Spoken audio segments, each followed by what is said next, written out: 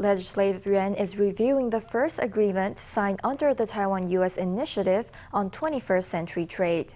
During the opening session on Thursday, lawmakers asked ministers how the deal would benefit Taiwan. Officials said the pact could reduce import costs by 3% to 5% and shorten customs processing times by 12 hours. The deal could also help Taiwan join bigger trade blocs such as the CPTPP or the Comprehensive and Progressive Agreement for Trans-Pacific Partnership. The Legislative Yuan held a joint session to review the first trade agreement reached under the U.S. Taiwan Initiative on 21st century trade. Taking center stage was the question of how much Taiwan stood to gain.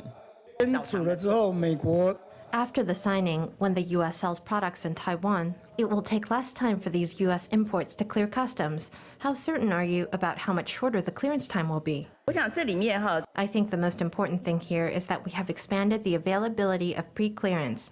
Our rough estimate is that it will cut processing times by half a day for each case. During an interpellation session, the finance minister said the agreement would streamline bilateral trade, cutting costs by 3% to 5% and saving time. A lawmaker asked if the deal would help Taiwan join bigger regional trade pacts such as the Comprehensive and Progressive Agreement for Trans-Pacific Partnership. 对于未来我们加入 CPTPP 也会有相当的帮助吧？对，因为这个都是高标准。 Yes, because these are very high standards. Just look at the agreements between Taiwan and the U.S. The U.S.'s requirements are usually more stringent than those in other countries. In a Fox News interview, former U.S. President Donald Trump accused Taiwan of taking semiconductor business away from the U.S. He said the U.S. should have taxed and set up trade barriers against Taiwan. His controversial comments surfaced during questioning at the legislature. 他这样的讲法，难道外交部你们没有什么看法意见吗？我们已经对外面做过说明了。 We have already explained the situation.